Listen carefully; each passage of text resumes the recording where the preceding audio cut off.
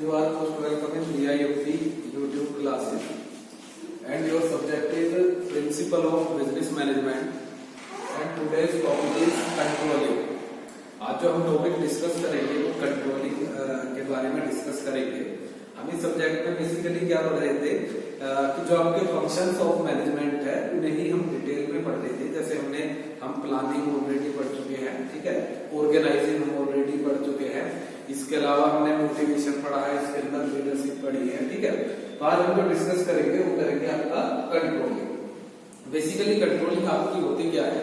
Controlling एक is the very important function for management. यदि हम कंट्रोलिंग की बात करें तो कंट्रोलिंग जो है आपका मैनेजमेंट का बहुत इंपॉर्टेंट फंक्शन होता है, क्योंकि यहाँ पर कंट्रोलिंग में क्या होता है कि कोई भी सुपीरियर है या कोई भी मैनेजर है, ठीक है, वो जो भी स्टार्टिंग से प्लानिंग करते हैं या जो भी अपने ऑब्जेक्टिव्स या गोल्स जो भी वो सेट करते हैं वो कंट्रोलिंग उन्हें कंप्लीट करने के लिए, उन्हें अकॉम्प्लिश करने के लिए आपका कंट्रोलिंग बहुत जरूरी है। अब कंट्रोलिंग जरूरी क्यों है? क्योंकि क्या होता है, बेसिकली हम क्या करते हैं, डिवीजन ऑफ वर्क कर देते हैं बिटवीन एम्प्लॉय, डिफरेंट एम्प्लॉयज, ठीक है। वो अपनी वहां पर वर्किंग करते हैं और उस वर्किंग के हिसाब से ही हमारे ऑब्जेक्टिव फुलफिल होते हैं, ठीक है। यदि उन्होंने अपनी वर्किंग सही की है, राइट डायरेक्शन में की है, अकॉर्डिंग टू जो हमने प्लान बनाया है, तो हमारे ऑब्जेक्टिव्स फुलफिल होंगे। और यदि वो उस पॉइंट से इधर या उधर होते हैं तो हमारे ऑब्जेक्टिव्स या जो भी हमारे गोल्स है वो हमारे फुलफिल नहीं होंगे। तो कंट्रोलिंग में हम बेसिकली क्या करते हैं कि हमारे जो भी एम्प्लॉइज होते हैं, ठीक है, जो भी हमारे प्लान के अंदर काम करते हैं, हम उनकी परफॉर्मेंस को वहां पर एक तरीके से इवैल्यूएट करके वहां पर चलते हैं कि भाई जो हमने स्टैंडर्ड कंट्रोलिंग के लिए सेट किए हैं या जो हमने स्टैंडर्ड सेट किए हैं वो ये उस स्टैंडर्ड के अकॉर्डिंग काम करने हैं या नहीं करने हैं। जो हमारी एक्सपेक्टेड परफॉर्मेंस है, ठीक है, और जो एक्चुअल परफॉर्मेंस हुई है उन दोनों में कोई गैप तो नहीं है। यदि गैप है तो जो आपका कंट्रोलिंग फंक्शन होता है उस फंक्शन के थ्रू हम उस गैप को रिमूव करने के वहां पर एफर्ट करते हैं। क्योंकि क्या कर रहे हैं, हम यहाँ पर एम्प्लॉइज की परफॉर्मेंस को चेक कर रहे हैं, एम्प्लॉइज की परफॉर्मेंस को कंट्रोल कर रहे हैं कि भाई परफॉर्मेंस एम्प्लॉइज की इज इट राइट डायरेक्शन और is it not right direction, की सही डायरेक्शन में चल रही है या आपकी सही डायरेक्शन में एम्प्लॉइज की परफॉर्मेंस नहीं चल रही है, ठीक है। तो ये बेसिकली आपकी कंट्रोलिंग होती है, ठीक है। अब आगे हम इसमें डिस्कस करेंगे। यदि हम कंट्रोलिंग की बात करें तो जैसे इसमें मैंने पॉइंट्स लिखा हुआ है कि controlling is a goal oriented. ये गोल ओरिएंटेड होती है, मेन फोकस वही होता है कि जो भी हमारा गोल है या जो भी हमारा टारगेट है वो एटलीस्ट वहां पर फुलफिल हो, ठीक है। दूसरा इसमें क्या लिखा हुआ है कि it is a primary function of every manager, ठीक है। ये किसी भी कोई भी मैनेजर है, एवरी मैनेजर, उसके लिए इम्पोर्टेंट और प्राइमरी फंक्शन होता है, क्योंकि जब तक वो चीजों को कंट्रोल करके नहीं चलेगा तब तक उसके अंदर में से जो भी ऑब्जेक्टिव्स या जो भी गोल्स हैं उसे फुलफिल करने हैं वो उन्हें इजीली फुलफिल वहां पर नहीं कर पाएगा, ठीक है। तो अब आगे आते हैं इसमें कि भाई कैरेक्टरिस्टिक्स ऑफ कंट्रोलिंग, कि what are the characteristics of controlling. जो कंट्रोलिंग होती है उसके क्या क्या कैरेक्टरिस्टिक्स हैं। तो जब हम कैरेक्टरिस्टिक्स की बात करते हैं तो सबसे पहला आपका कैरेक्टरिस्टिक आता है मैनेजरियल फंक्शन। ये भी आपकी जो कंट्रोलिंग है एक मैनेजरियल फंक्शन है। 5 फंक्शन ऑफ मैनेजमेंट आप पढ़ते हो, ठीक है, प्लानिंग, ऑर्गेनाइजिंग, स्टाफिंग, डायरेक्टिंग और लास्ट में आपका क्या आता है, फंक्शन कंट्रोलिंग। तो जो आपका कंट्रोलिंग है वो एक मैनेजमेंट का एक फंक्शन है या एक मैनेजरियल फंक्शन है। सेकेंड वन है कि फॉरवर्ड लुकिंग। फॉरवर्ड लुकिंग का मीन्स क्या होता है कि जब हम एम्प्लॉइज की परफॉर्मेंस चेक करते हैं, ठीक है, कि भाई वो एक्चुअल में क्या कर रहे हैं और उनसे हमारी एक्सपेक्टेशन क्या है, तो हम उसमें जो है लुकिंग फॉरवर्ड भी आप देख सकते हैं कि भाई आगे सपोज करो 80% परफॉर्मेंस हमारे स्टैंडर्ड से मैच हुई है, तो हमें आगे दिखाई दे रहा है कि हाँ हम इस 20% जो मिसमैच हो रहा है या गैप हो रहा है हम इसे फुलफिल कर सकते हैं। तो वो हम फॉरवर्ड लुकिंग वहां पर देख सकते हैं। और यदि ये हो रहा है कि जो 50% की जो हमारी एक्सपेक्टेशन है और जो वो एक्चुअल में परफॉर्म कर रहे हैं वो केवल 50% हो रहा है, तो वो भी हमें आगे दिखाई दे जाएगा कि आगे ये हमारे ऑब्जेक्टिव्स कब तक पूरे या कब तक कंप्लीट होंगे या आपके नॉट कंप्लीट वो वहां पर होंगे। तो कहीं ना कहीं हम फॉरवर्ड लुकिंग वहां पर देखते हैं। अब इसके बाद इसका जो थर्ड फंक्शन है, थर्ड कैरेक्टरिस्टिक्स है, वो है आपका continuous activity. Continuous activity means कि जो आपका कंट्रोलिंग है वो एक कंटिन्यूअस एक्टिविटी है। वैसे तो जितने भी हमने फंक्शन ऑफ मैनेजमेंट पढ़े हैं सब में कंटिन्यूली वो चलते हैं, इसी तरह कंट्रोलिंग भी आपका कंटिन्यूली चलता है। क्योंकि क्या होता है कि भाई हमें तो टाइम टू टाइम एम्प्लॉइज की परफॉर्मेंस चेक करनी होगी, उन्हें कंट्रोल करना होगा। अब सपोज फॉर हमारा ऑब्जेक्टिव हमें 1 ईयर में कंप्लीट करना है और हम क्या कर रहे हैं आज से 1 साल बाद ही देखेंगे तो सारी गड़बड़ हो जाएगी। तो हमें क्या होता है कंटिन्यूली वीकली, मंथली, ठीक है, हाफ ईयरली, क्वार्टरली जो है चीजों को कंट्रोल करके चलना होता है। इसीलिए हम इसे क्या कहते हैं, जो आपकी कंट्रोलिंग है कि वो एक आपका कंटिन्यूअस प्रोसेस है, ठीक है, जो कि एक कंटिन्यूली वे में आपका चलता रहता है, ठीक है। फोर्थ जो है इसमें वो है आपका कि भाई जो आपका कंट्रोल है, control is related to planning, ठीक है। जो आपकी कंट्रोलिंग है वो आपकी प्लानिंग से रिलेटेड है, ठीक है। जो हमारी प्लानिंग होती है उसे ही हम आगे लेकर चलते हैं और उसी जो वो आपकी प्लानिंग होती है उसी को हम कंट्रोल करने की वहां पर कोशिश करते हैं। जो हमने प्लानिंग में सेट किया है कि हमें क्या अचीव करना है, क्या अचीव या क्या ऑब्जेक्टिव हमें अचीव करना है, वो हम कहां पर देखेंगे, जो आपका कंट्रोलिंग के अंदर। तो इसलिए हम कहते हैं कि जो आपकी कंट्रोलिंग होती है और जो आपकी प्लानिंग होती है वो एक दूसरे से कहीं ना कहीं रिलेटेड होते हैं, एक दूसरे से इंटररिलेट होते हैं। वैसे तो यदि हम 5 फंक्शंस ऑफ मैनेजमेंट की बात करें तो जितने भी आपके सारे फंक्शंस हैं वो एक दूसरे से इंटररिलेटेड होते हैं, ठीक है। तो ये हो गया आपके इसके कैरेक्टरिस्टिक्स ऑफ कंट्रोलिंग। अब हम आगे जो बात करेंगे वो बात करेंगे कि भाई what are the importance of controlling. जब हम कंट्रोलिंग के बारे में डिस्कस करते हैं, ठीक है, तो हम ये देखेंगे कि भाई कंट्रोल या जो आपकी कंट्रोलिंग है, ठीक है, उसकी आपकी क्या क्या इंपॉर्टेंस है, उसके क्या क्या आपके फायदे हैं, ठीक है।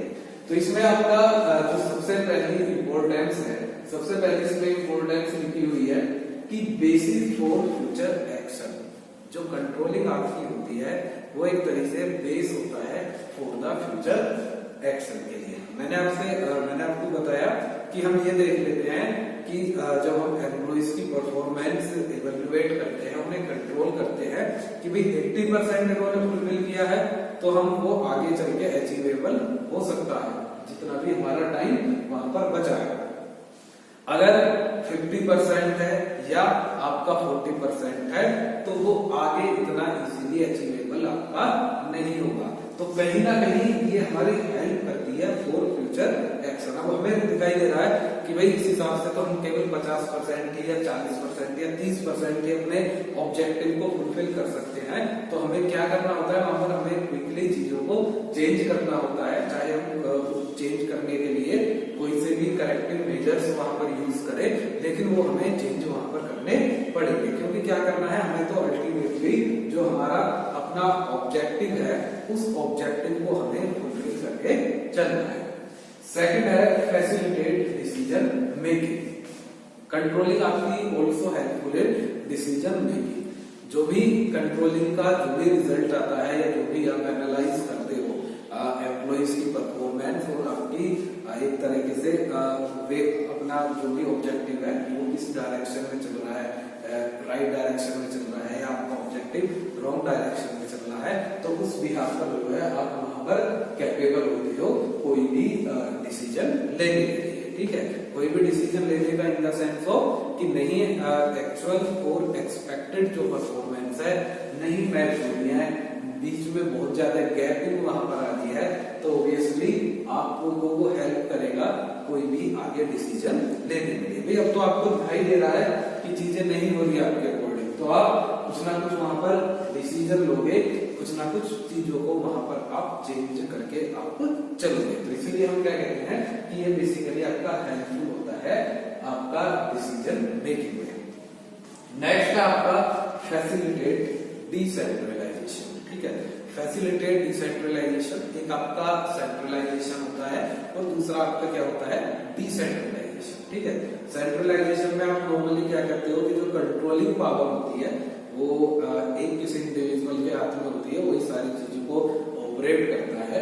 जबकि डिसेंट्रलाइजेशन में हम क्या कर देते हैं, हम चीजों को अलग अलग जो भी उनकी अथॉरिटी है या जो भी रेस्पॉन्सिबिलिटी है हमने अलग अलग बांट देते हैं। अब इससे हमें बेनिफिट क्या होगा, कंट्रोलिंग के थ्रू जब हम चीजों को डिसेंट्रलाइज करेंगे तो हम इंडिविजुअली सबकी परफॉर्मेंस वहां पर चेक कर सकते हैं। अब ये तो है नहीं कि केवल only a single man complete organisational objectives, भाई कोई सिंगल पर्सन तो ऑब्जेक्टिव कंप्लीट नहीं कर सकता, आपको डिवीजन ऑफ वर्क वहां पर करना ही होगा। ठीक है, तो जब हम डिवीजन ऑफ वर्क करते हैं तो सबको सबका जो भी वर्क है वो वहां पर हम डिस्ट्रीब्यूट करके चलते हैं। तो अब जब हम कंट्रोलिंग की बात करते हैं या जब हम उनकी परफॉर्मेंस को चेक करते हैं या जब उनकी परफॉर्मेंस को इवेल्युएट करके चलते हैं तो हम वहां पर देखते हैं कि भाई ए को हमने ये रेस्पॉन्सिबिलिटी दी, इससे हमें ये एक्सपेक्टेड स्टैंडर्ड्स थे और इसने एक्चुअल में कितना वहां पर वर्क किया है, कितना उसने इस चीज को फुलफिल किया। तो ये बेसिकली फैसिलिटेट करता है आपका किसे डिसेंट्रलाइजेशन।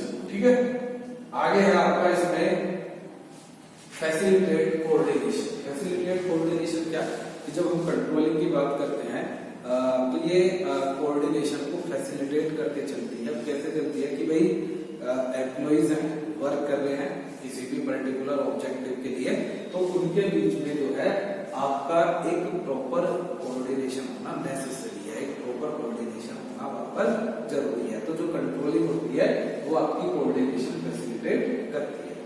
नेक्स्ट है हेल्प्स इन इंप्रूविंग एफिशिएंसी या परफॉर्मेंस।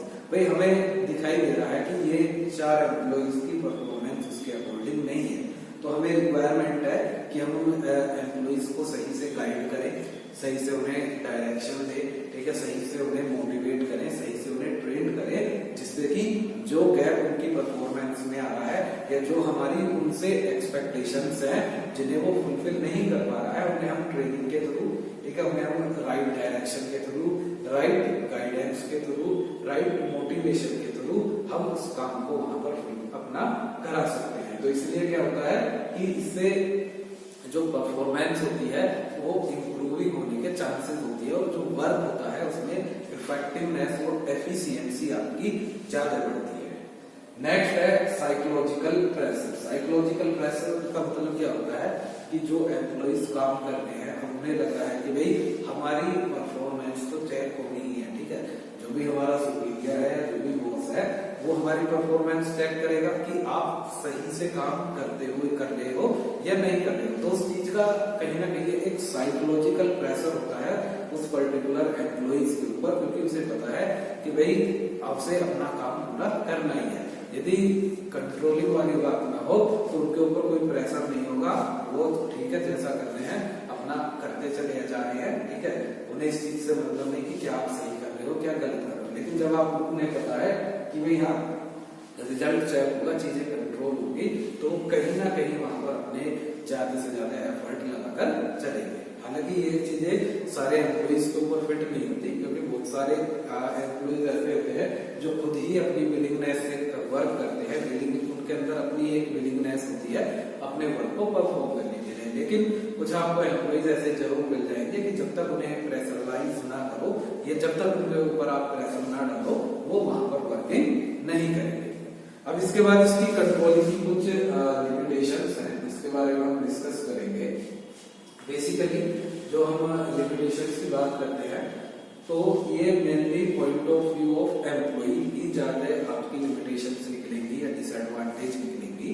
कैसे कि जैसे फर्स्ट है कि influence of external factors. Influence of external factors का मतलब क्या है कि जब हम कंट्रोलिंग करके चलते हैं, ठीक है, चीजें देखते हैं क्या चीजें सही चल रही है, क्या चीजें गलत चल रही है, तो कहीं ना कहीं जो आपके एक्सटर्नल फैक्टर्स होते हैं वो आपके प्रोसेस को अफेक्ट करके वहां पर चलते हैं।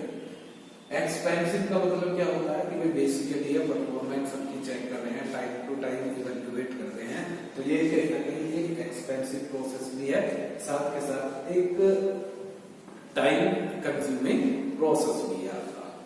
इसके अलावा lack of satisfactory standards. Lack of satisfactory standard means कि कभी-कभी क्या होता है, जो आपका मैनेजर होता है या टॉप मैनेजमेंट होता है, वो ऐसे स्टैंडर्ड्स वहां पर सेट कर देता है कि जिन्हें फुलफिल करना आसान नहीं होता। वो उसका सीधा प्रेशर किसके ऊपर पड़ता है, उसका सीधा प्रेशर आपके एम्प्लॉइज के ऊपर पड़ता है जो वहां पर वर्किंग करते हैं। तो कभी-कभी आपको ये डिसएडवांटेज वहां पर देखने को मिलती है। लास्ट है अपोजिशन फ्रॉम सबऑर्डिनेट्स। जो लोअर लेवल पर काम करते हैं उनके लिए एक अपोजिट है, क्योंकि उन्हें प्रेशर में रखा जाता है काम करने के लिए, ठीक है। उन्हें इस तरीके से भी थ्रेट किया जाता है कि भाई यदि आप अपना काम नहीं करोगे, अपना जो ऑब्जेक्टिव्स आप फुलफिल नहीं करोगे, तो हम आपको ऑर्गेनाइजेशन से लीव भी कर सकते हैं, हम आपको ऑर्गेनाइजेशन से निकाल भी सकते हैं। तो ये कुछ इसकी बेसिक डिसएडवांटेज है।